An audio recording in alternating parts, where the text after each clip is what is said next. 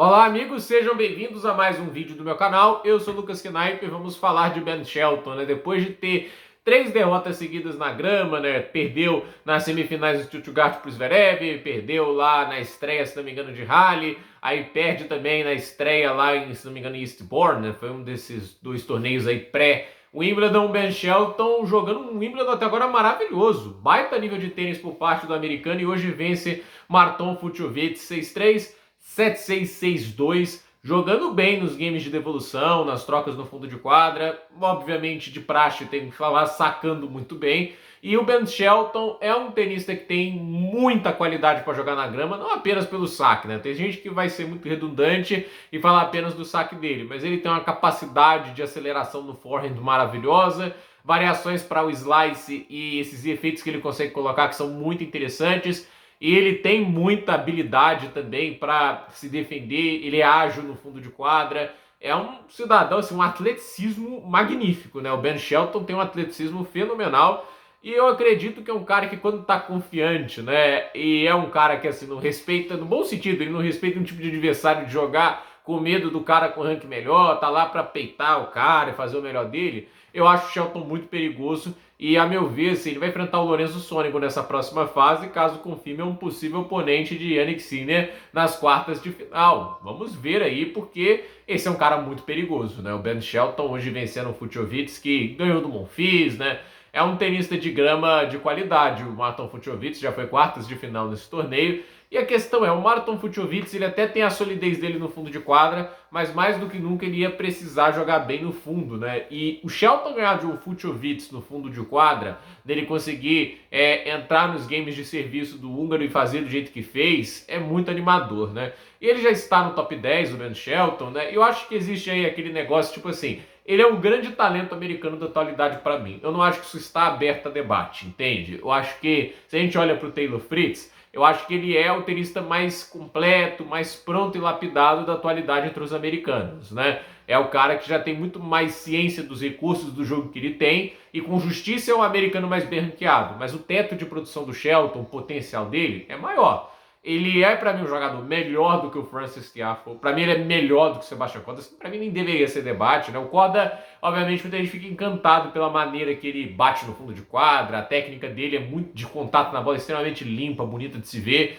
Mas não adianta nada, né? Tipo, ele usa ela de uma maneira muito estúpida, né? Tipo, um jogador que não aproveita os recursos e a qualidade que ele dispõe, porque ele sempre tá querendo definir o ponto quanto antes, ao invés de saber sofrer em alguns momentos do jogo. Então, há pena que ele joga muito do talento dele fora. Mas, olhando ali, o Tommy Paul, eu acho um cara extremamente inteligente, rápido, é um cara dinâmico, assim... É legal, mas assim, o Shelton, pra mim, o que ele precisa mais é pensar o jogo de maneira mais metódica, porque se ele consegue escolher os recursos dele com mais inteligência e aplicar isso dentro de quadra, ele não sai do top 10 tão cedo, né? Tipo, ele não é só um cara que saca a 240 km por hora. Isso é um dos detalhes do jogo dele.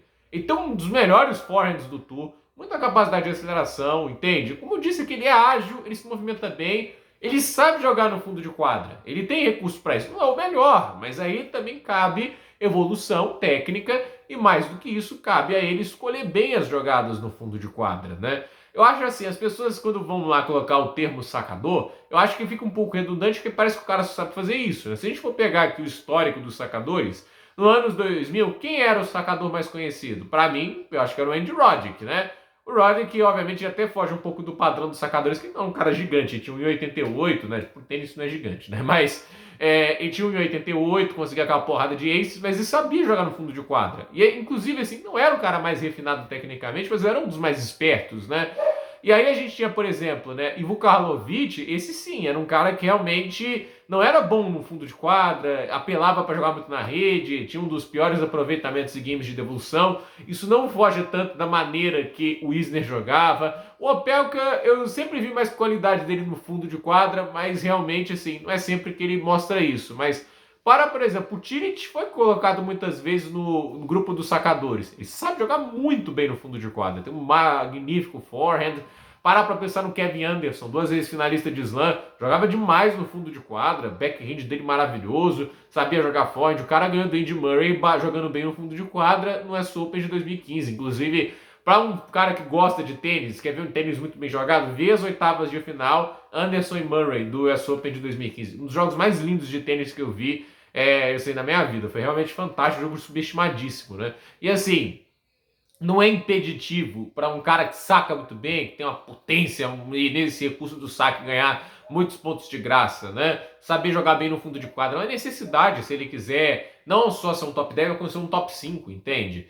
E eu vejo que ele tem essa qualidade, tem tentado jogar mais. Eu acho que se você compara com o Shelton de hoje, com o que era o Shelton lá de 2022, quando ele apareceu nas quartas de final do Australian Open pela primeira vez, cara, aquele jogo dele era um negócio, assim, completamente instintivo, assim, era um negócio difícil de jogar pela imprevisibilidade dele, mas, assim, era um jogo bem arquitetado, né? Eu já vejo evolução nesse aspecto. Agora, ele vai continuar evoluindo isso, o tempo vai dizer, mas eu acho que, tecnicamente, ele melhorou muito o backhand dele. Eu acho que o uso do forehand tem sido muito mais efetivo, as devoluções têm sido muito mais bem pensadas. E o saque, assim, esse sempre foi bom e continuará sendo bom por muitos e muitos anos. Embora eu veja uma coisa legal, que ele apele um pouco mais para variações e nem sempre está buscando o ace, sim, a preparação para um bom primeiro ataque. E assim, foi quebrado poucas vezes no torneio até agora, e para mim é favorito contra o Sonego. Mas tem que estar esperto para esse jogo. O Sonego é um tenista arisco, perigoso, não dá para ser subestimado. Mas acho que esse possível confronto com o Sinner nas quartas de final tende a ser muito interessante. Se não me vale a memória, se enfrentaram no ano passado, o Shelton perdeu de novo, né? Perdeu a chance de fechar um dos sets, né? Acho que ele teve o saque para fazer 7-5 no tie break do terceiro. Vamos ver nessa temporada. Ele já enfrentou o Sinner no Australian Open. Para mim, ele deu mais trabalho ao Sinner do que o Alexander Zverev.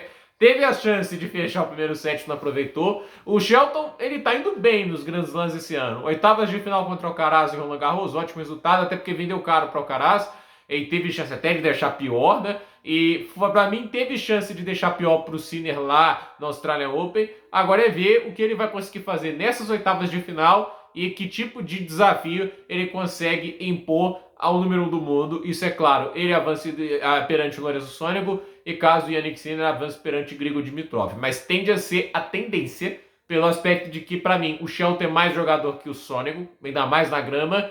E para mim, o jogo do Dimitrov, por mais que nessa superfície possa ter um pouco mais de efetividade, não machuca tanto o Sinner ao ponto de acreditar que é um jogo extremamente aberto. Posso ser surpreendido, obviamente, porque o tênis e o esporte é uma caixa de surpresas, mas a tendência é que a gente caminhe para Sinner e Shelton nas quartas de final, e acho um jogo mais aberto. Eu acho que o Shelton tem mais chance de ganhar do Sinner pelo teto de produção maravilhoso que ele tem do que o Grigor Dimitrov. Mas é ver o que vai acontecer, né? Só falta o Sinner enfrentar o Sonego e aí só tem um desafio nas semifinais contra o Djokovic, porque assim, até agora a caminhada do Sinner nesse torneio de Wimbledon foi muito tranquila. Então, gente, por esse vídeo é isso. Dúvida nos comentários, deixe seu like, se inscreva no canal, compartilhe este vídeo e até o próximo vídeo.